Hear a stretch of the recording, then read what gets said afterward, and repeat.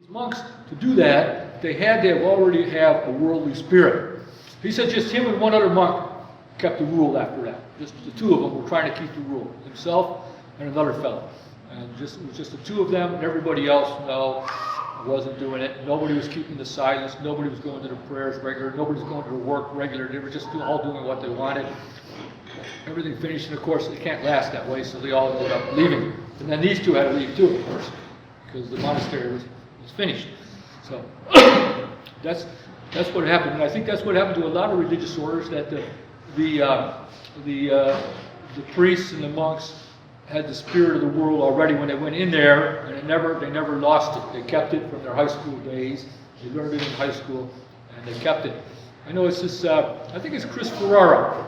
I think he wrote one time about his school, and he had Dominicans teaching him in the 60s. He was in school in the 60s, and he had Dominicans teaching him, and he said they knew everything. They knew everything. You ask them any question, they would give you a nice, clear, straight answer, and everything was great. And they taught you clearly, this is the way it is, that's the way it is. You ask any question about anything, they would give you the answer, because they were educated men, they were Dominicans, and they knew everything. And he said they went home for summer holidays, and he came back the next fall, summer vacation's over, to go back to the next year's school, and all of a sudden everything's changed. Now they don't know anything. Well, maybe it's like this, that might have been a myth, you know, Our Lady, or Lord rising from the dead, we're not sure if that actually happened. And just in one summer, he said he came back and they knew nothing now, and everything was changed. And these Dominicans, then they started stopping wearing their habits, and then they started leaving. And he said he was walking down the street one day, and these three guys were on the street corner passing a joint around, and he recognized one. It was one of the Dominican priests. And he said to him, as you would normally, young fella, oh, hi, Father, because what else would you do? You see, he's a priest, you say hi, Father, to him. And he said, the priest says, oh, that's all finished, man. That's all finished. But that was that order just collapsed like that. So I think the religious orders all had this worldly spirit in them as well. And another indication is Notre Dame football. Notre Dame football, I read this in the sports page 30 years ago. What happened to Vatican II ruined Notre Dame football. Now, why did Vatican II ruin Notre Dame football? Well, this sports writer credited Notre Dame football with being great not to Newt Rockne, but to the nuns. He says all the teaching nuns were Notre Dame fans. So all the boys and girls grew up being Notre Dame fans. The nuns would listen to Notre Dame football on Saturdays on the wireless. All the boys and girls in school would grow up being Notre Dame fans. And Notre Dame had first dibs on any Catholic boy in the country from the Catholic leagues, which were the better leagues than the public leagues. The Catholic leagues always had better sports than the public leagues. And so they had the top dibs on everybody, so that's why they were always a superior team every year. And he said once Vatican II came out, they lost all that. The nuns were no longer there. They lost their base, and now they had to compete for every other school for the boys, and that's why they're not as good as they used to be. So that was what the sports writer said, and I think he's right. I think he's right that the nuns were all Notre Dame fans. They're all following the football and this.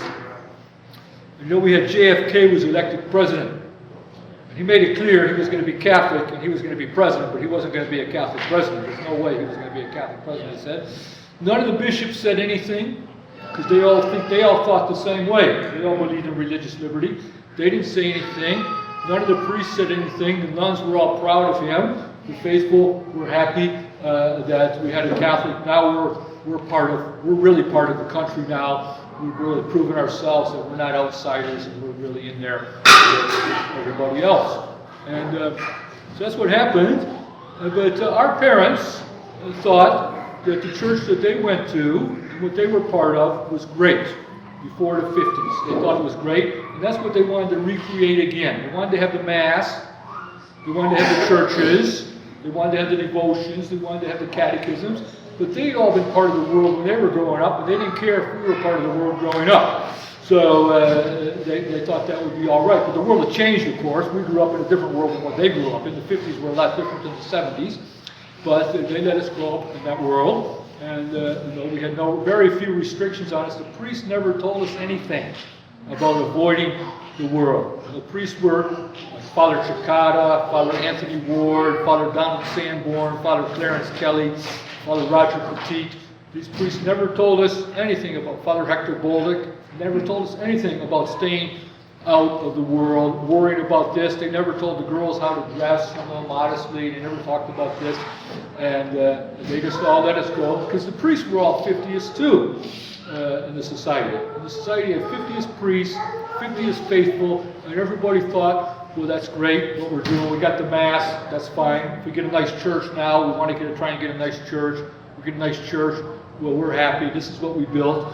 We're rebuilding the thing. And then eventually maybe we get a school. It's parish school. We should have our own school. So eventually we get a school, and that's good, and all this.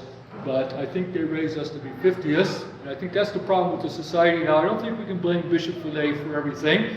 I think we have to say, and I think that God is doing the same thing again. He's tired of the society, and he's just vomiting it out of his mouth like he vomited the church out of the mouth before, and it's all going back to conciliarism. And they're going to go back to conciliarism, just like, and the ones, maybe some will lose the faith, and some will go off these different ways, but I think our Lord is just tired of us, because we never really made efforts to love him with our whole heart, our whole mind, our whole soul, and our whole will as well. And you know, there's different places. Like I grew up in the city.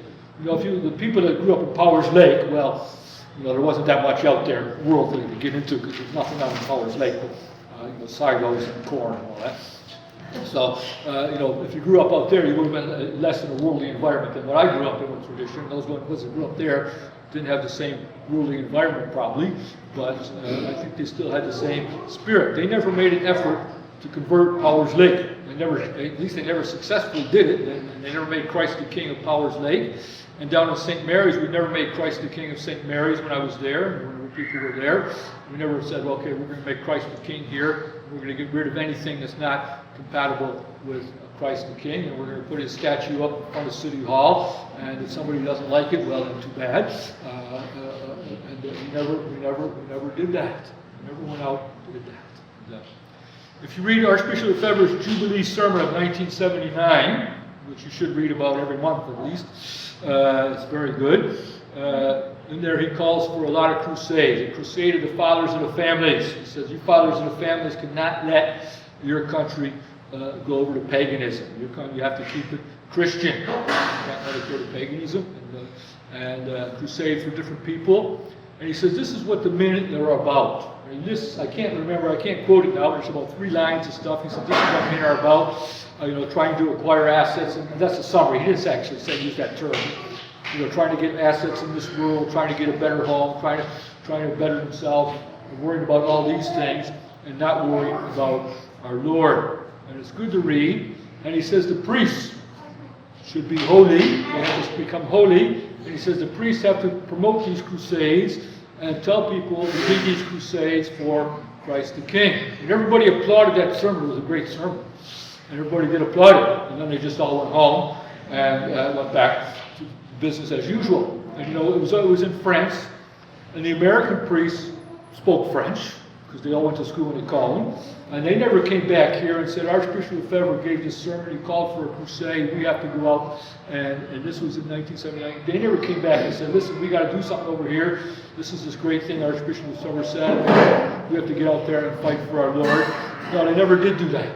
They never came and told us that. They never passed it on what he said, because most of us didn't find out until later, because it was in French, and it was over in France, and we were over here. And they didn't have the internet at the time. They didn't have these things. So nobody knew. And if somebody over here doesn't tell you, you don't find out about it. Well, that's what it was. And so I think that was the problem, and I think that's the problem today. It's not just Bishop Fillet making the doctrinal errors and going over to concilium. It's also the fact that we are not doing as good as we could have done, and our Lord now is tired of us. He wants some saints. Archbishop Lefebvre one time said the 21st century will be Catholic or it will not be. Now, his prophecy was at least 16 years wrong on that, because we've had 16 years already. But that's what he said one time. It will be Catholic or it will not be. Well, it still is, and it's not Catholic, that's for sure. So we have to say, yes, we have to make this a Catholic century, and we can't be satisfied with just saying our rosary and saying our prayers and trying to do our devotions and trying to stay in a state of grace. We have to know, we have to strive to become saints, and we have to strive to convert the world and to bring the world to the faith. So I think that's my theory on what the problem is, and that it's not just a doctrinal problem of the society, but it's the fact that the society is rotten from the bottom up to the top, just like the church was rotten from the bottom to the top before the council. Now our Lord is just rejecting us because we were raised in the society the same way everybody else was raised in the world, in the same way the Christians before the council were raised. So I think that is the problem. So that's just my little talk.